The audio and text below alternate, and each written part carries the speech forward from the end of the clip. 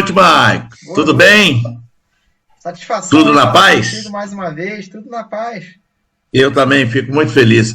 Ô, Mike, você sabe que eu fico doido que chega essa hora, cara. É a hora que a gente tem para dedicar para o outro, né? Para entregar alguma coisa de bom para o outro, né? Compartilhar. Não é verdade? A hora que a gente pode Exatamente. e dividir de algo comum, que é o amor de Deus nas nossas vidas, a experiência de viver com o Senhor. Isso é muito bom, né? É verdade. É um momento bom, eu gosto muito. E hoje é um temazinho que não é nada complicado, né? Que não é difícil, que é a respeito da família, né? Família é uma complicada missão, né, de cada um. Porque, na verdade, nós é que complicamos, né? Não era para ser complicado, mas nós complicamos. É verdade. Não é mesmo? Então, é mais ou menos isso aí. Tá bom, Mike? Bom, então vamos fazer uma oração para a gente começar, então. Pedir a Deus aí que nos oriente, que nos ajude aí. A gente tá trazendo aí as nossas experiências aí, compartilhando aí nessa noite. Tá legal? Oremos então. Tá legal. Vamos lá. Senhor, nosso Deus e nosso Pai, muito obrigado por mais essa oportunidade que o Senhor nos dá nessa noite. Podermos estar aqui, Senhor, falando do Teu amor, falando da Tua grandiosa obra em nossas vidas. Tu és tremendo, Pai. Muito obrigado por tudo. Te entregamos esse momento em Tuas mãos, que o Senhor possa estar falando, que o Senhor possa estar ministrando primeiro em nossos corações e a todos quanto possam ver e ouvir desse vídeo, que possam ser abençoados e impactados pelo Seu poder. Assim te entregamos. Amém, Jesus. Em nome de Jesus esse momento. Amém. E amém. Amém. Amém. Vamos lá. Ô, Maico, eu separei aqui 2 versículos. Um versículo está em Gênesis 2, versículo 24, e o outro está em Provérbios 18, versículo 21. Vou ler primeiro Gênesis, que é capítulo 2, versículo 24, que diz assim: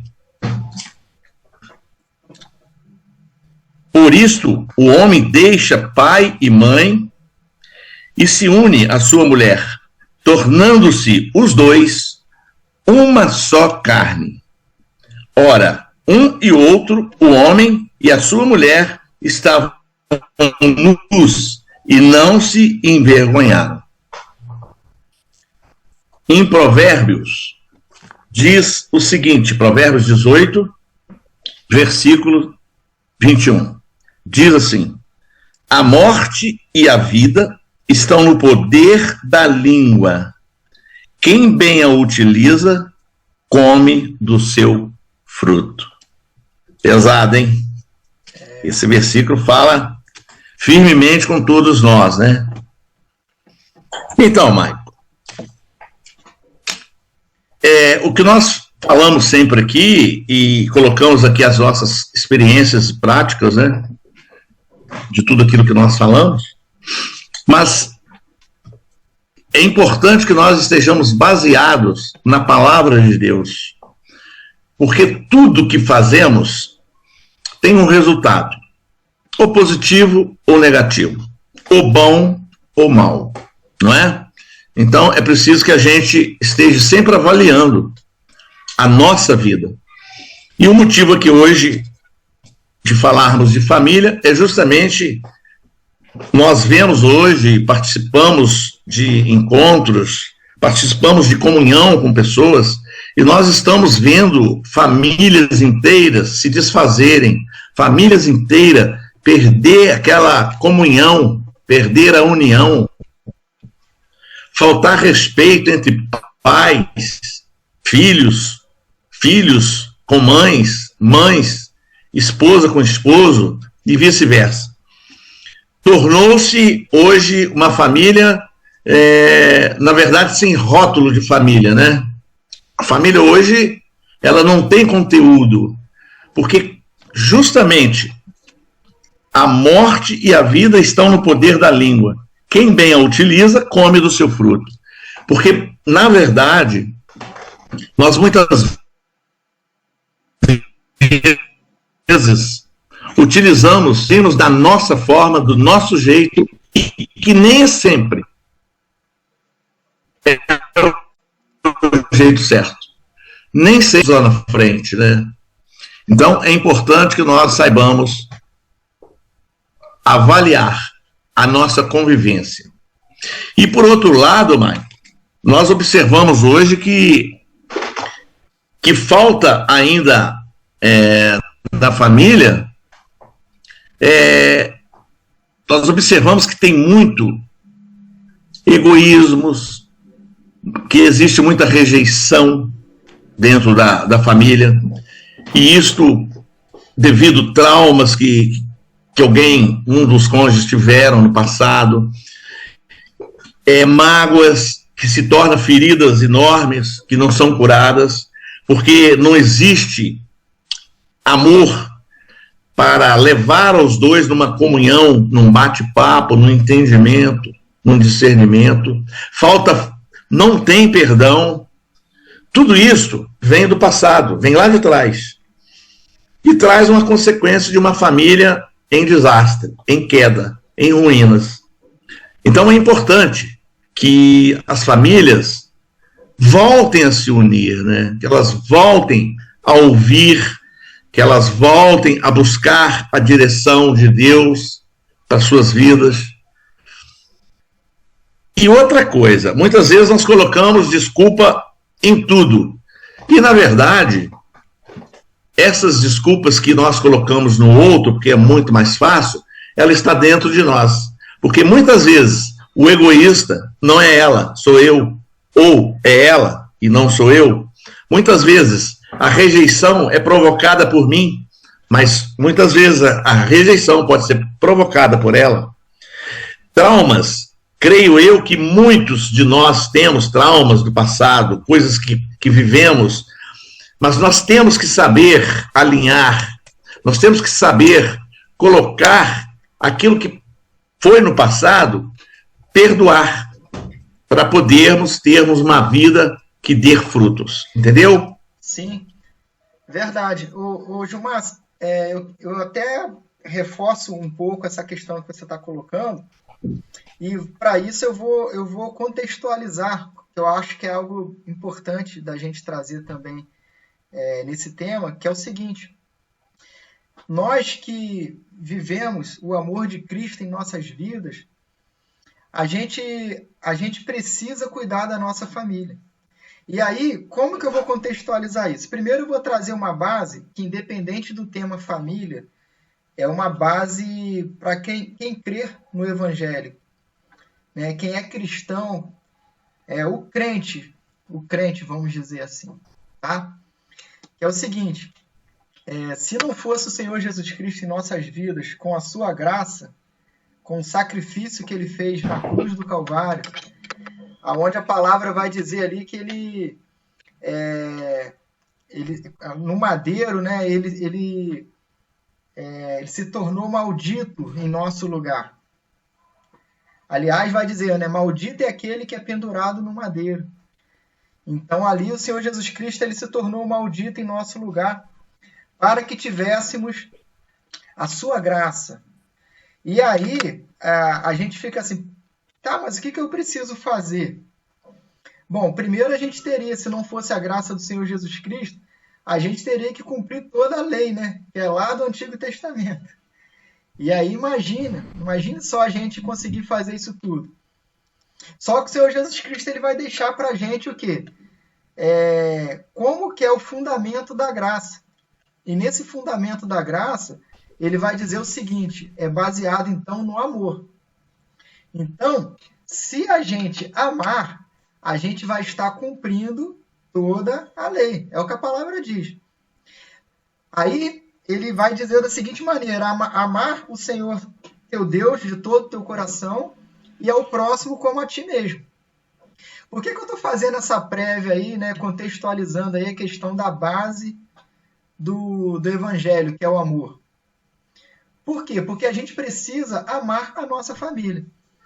Olha o que dizem em 1 Timóteo, capítulo 5, versículo 8. Olha só que interessante, ó.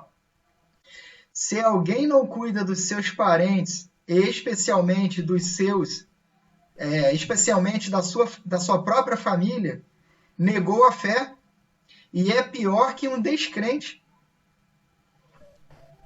Entendeu?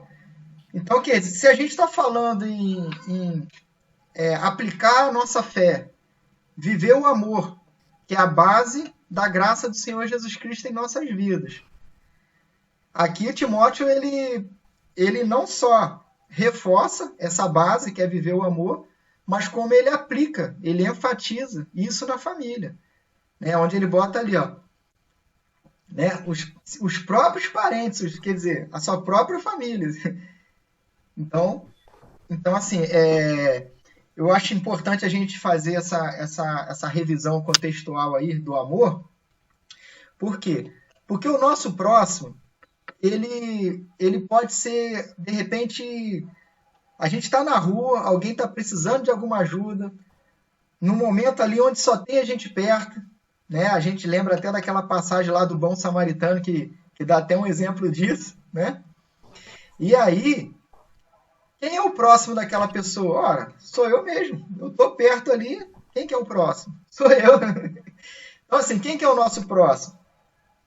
É quem a gente está em convivência naquele momento.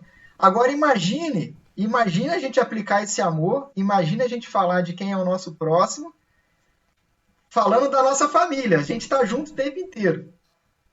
Eu acho que é mais ou menos isso que Timóteo pensou aqui, quando ele colocou dessa maneira. Quer dizer, é pior do que um descrente. Se a própria família que está junto ali, que a gente está junto, convivendo o tempo inteiro, a gente não cuida. E assim, quem ama, cuida. Não é verdade? Quem ama, cuida. É verdade. Ô, Maico, olha só.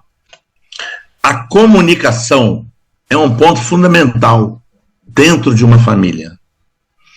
Porque o que acontece hoje? Estão todos conectados com o mundo pela internet, né? Por todos os canais que existem. E, muitas vezes, conectado com o mundo, amigos bastante. Você vê o Zap, tem tanta gente que você não dá conta de responder. Mas, na maioria das vezes, dentro de casa, você está órfão. Órfão de pai, de mãe, de irmãos, de tio, porque não existe mais comunicação dentro de casa, sabe? No passado, ô Maico, eu lembro disso, nós nos reuníamos em casas de parentes, às vezes parentes distantes, que eu morava em roça, você andava 3, 4, 5 quilômetros a pé para ir visitar um irmão, uma família, um tio, e era muito gostoso. Como era gostoso quando nos reuníamos, só coisas boas, brincadeiras, e passava a noite e tinha que correr para casa para dormir, porque a luta na roça não é fácil. Você tinha que levantar cedo, 4 horas da manhã, 3 horas da manhã, não é verdade? E existia uma comunhão na família, existia um respeito na família, sabe? Existia participação. Olha, o tio tal está doente, vamos lá visitar, vamos ver o que ele está precisando. Existia comprometimento um com o outro. Mas, Gilmar, sabe? Oi. Sabe por que acontecia isso tudo? Isso já tem até comprovação científica para o que eu vou te falar aqui agora. Você tocou no assunto de comunicação e, ao mesmo tempo, você está dando exemplo aí. As conversas que haviam, né? Exatamente. Aquele interesse, o tio tal, tá doente, vamos lá visitar, que tinha aquela, enfim, essa questão toda. Sabe por que isso acontece? Porque a comunicação, ela rega o relacionamento. O relacionamento, ele é como se fosse uma plantinha. Então, a gente vai lá, a gente planta, né? E aí, se a plantinha, se a gente não regar todos os dias, ela vai murchar, ela vai morrer. E o relacionamento, quem que rega esse relacionamento? É através da comunicação. Então, a comunicação, ela rega o relacionamento em quaisquer situações, no ambiente de trabalho, na comunidade que a gente vive, na igreja, em qualquer local, a comunicação ela vai regar o relacionamento. Ela é quem? Ela é aquela aguinha que a gente coloca todo dia na plantinha. É a comunicação. E o problema que a gente está vivendo são as distrações que a gente está vivendo no dia a dia. Você deu exemplo agora há pouco, o WhatsApp tem tantos amigos, aspas, né? Que a gente não consegue nem responder. É tanta gente que a gente não consegue nem responder a todo mundo. E assim, essas distrações, elas vão fazendo com que a gente perca o nosso foco no outro, no próximo.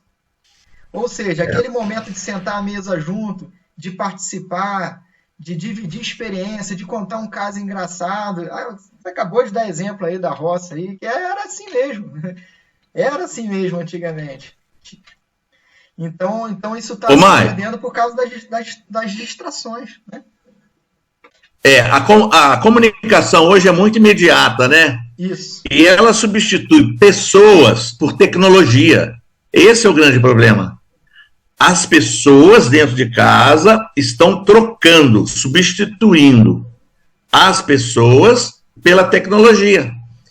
Ao invés de sabermos usar a tecnologia, que ela é importante também, né? Ela nos ajuda muito. Mas tratando-se do caso família, do caso ser humano, essa comunicação está falha.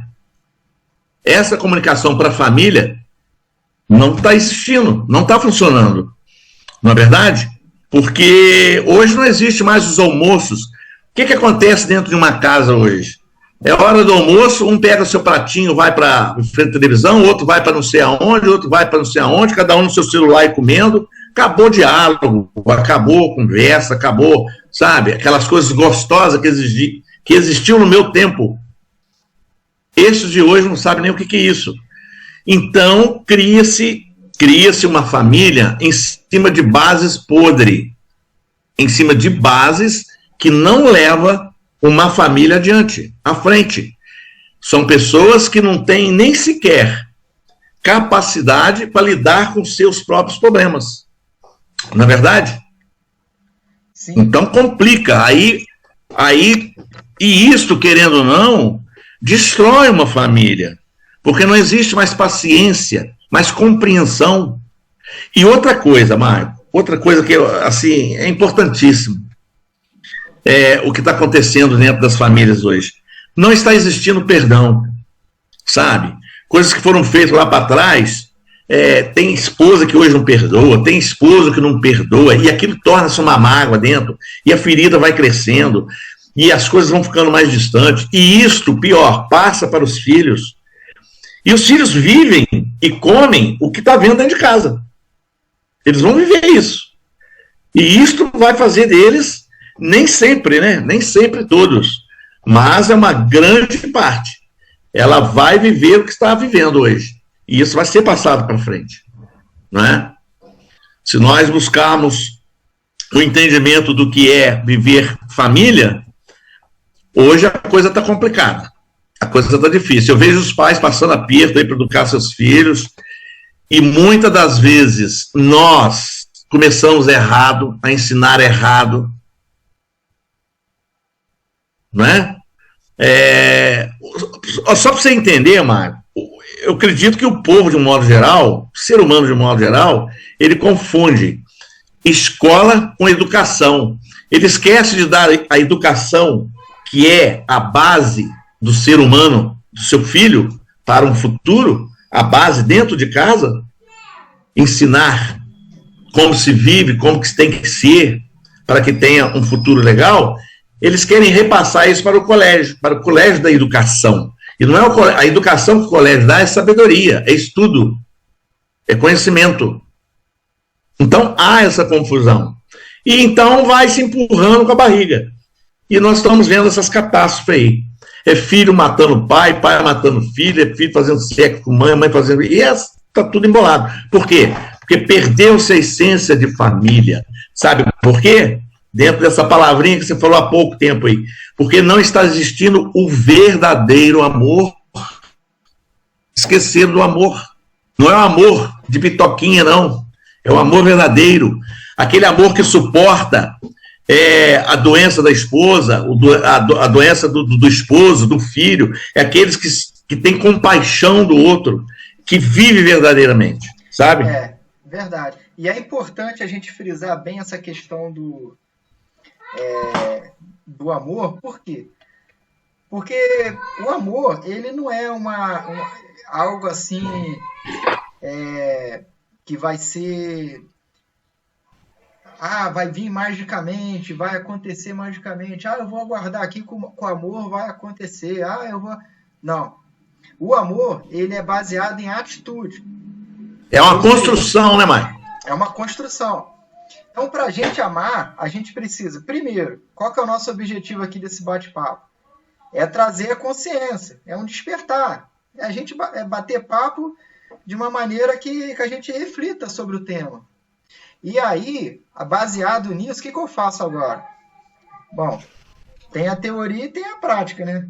É igual a canoa que a gente vai remando assim, ó. A gente vai mão esquerda e mão direita, ó. Aí vai remando.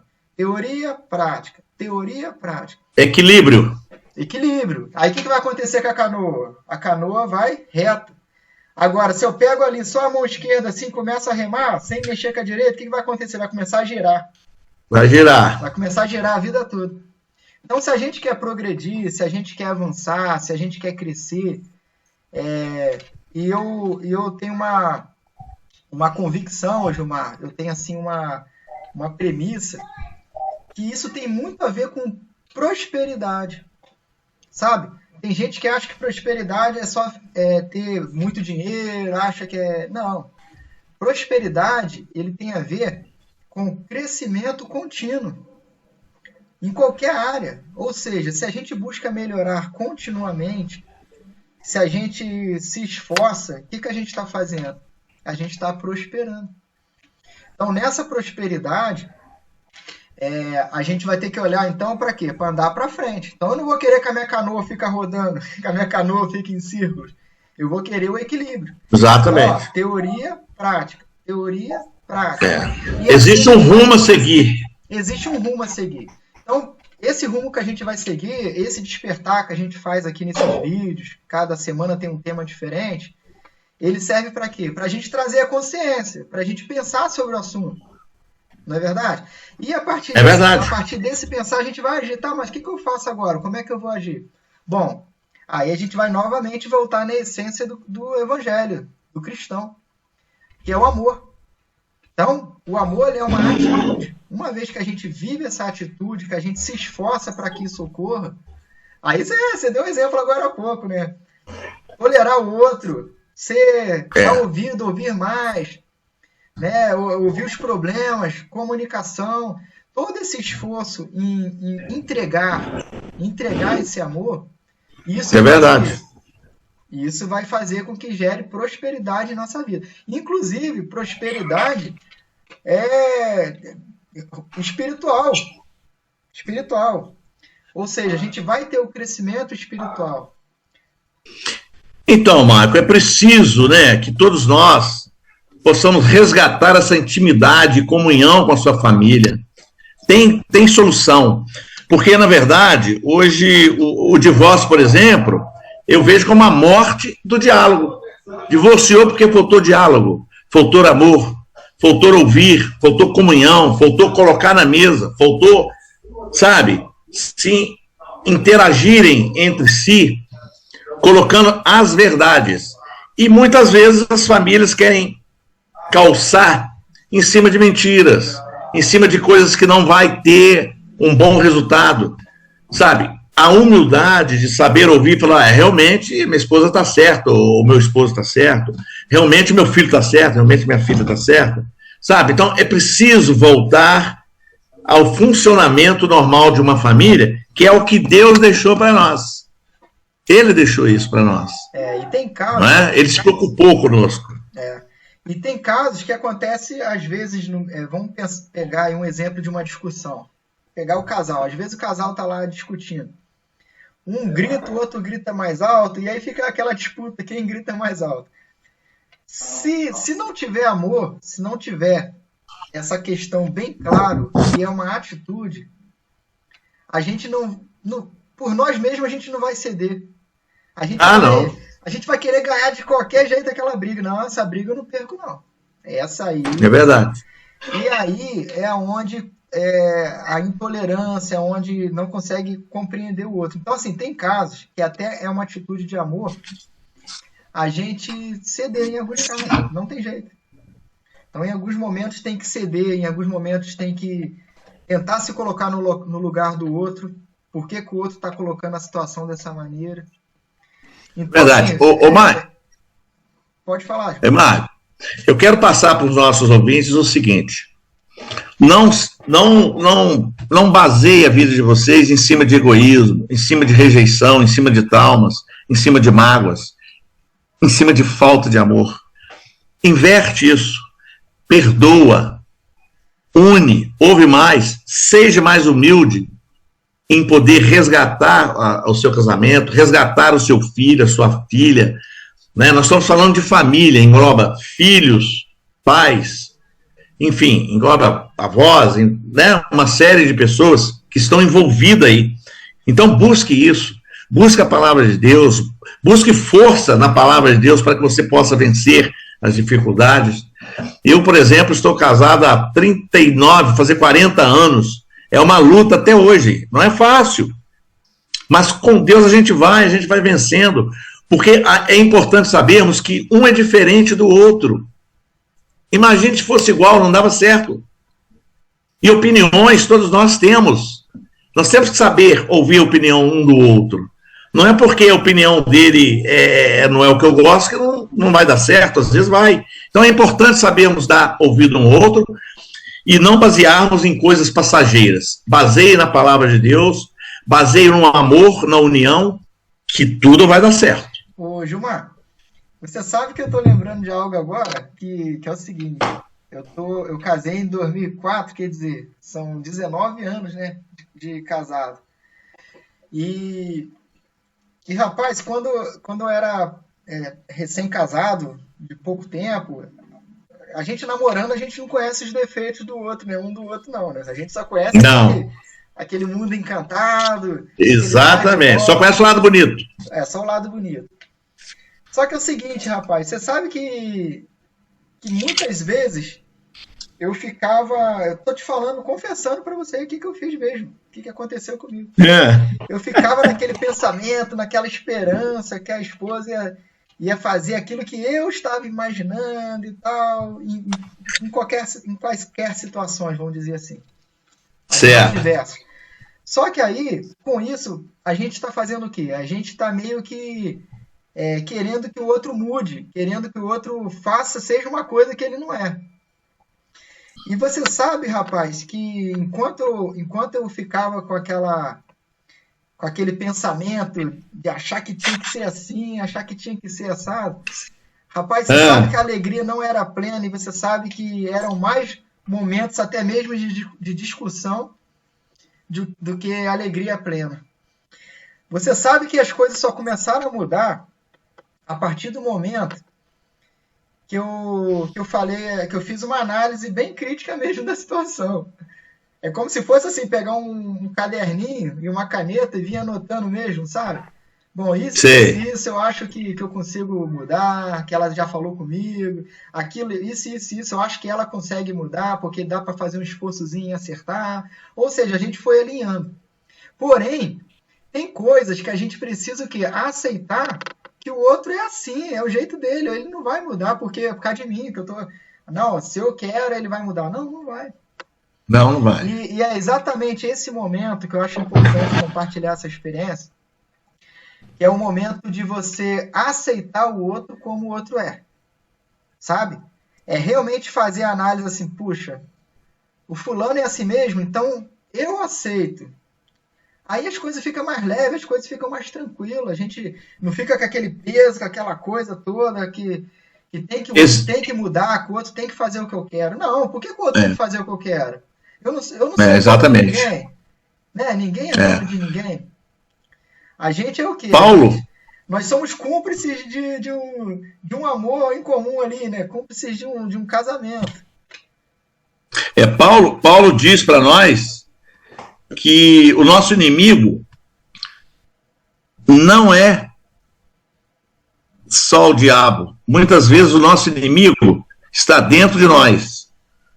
E nós, muitas vezes, temos a nossa esposa, o nosso esposo, nossos filhos, enfim, o grupo familiar, às vezes, como inimigo.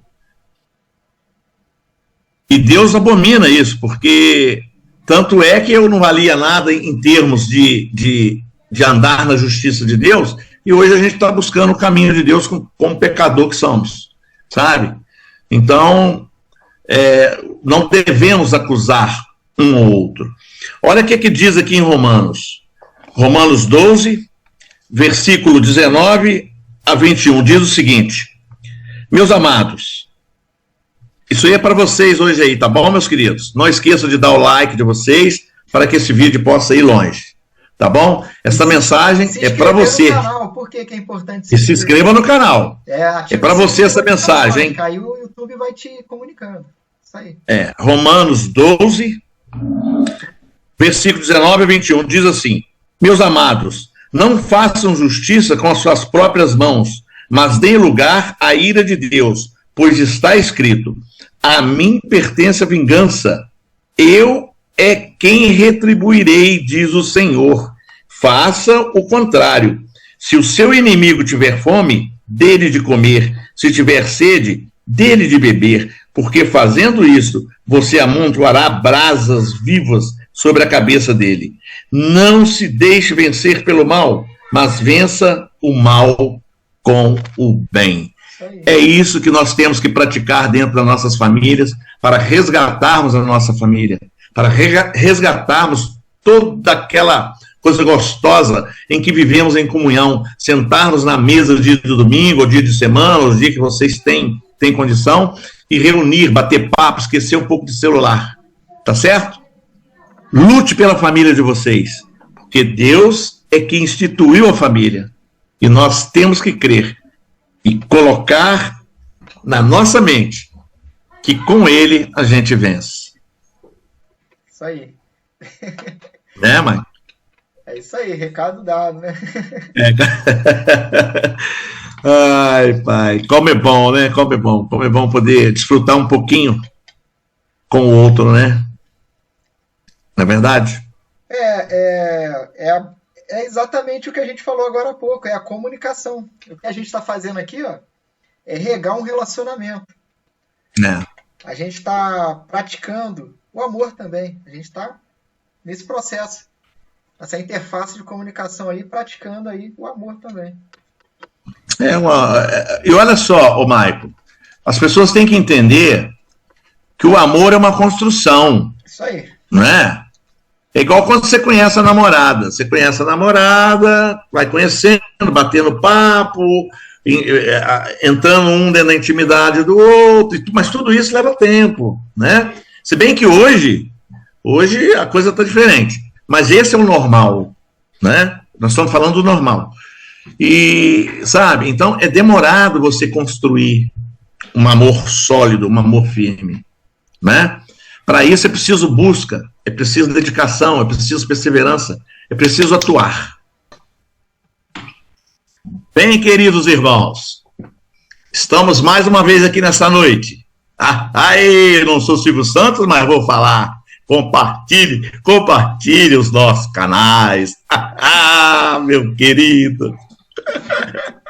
Fiquem todos na paz. Que Deus abençoe.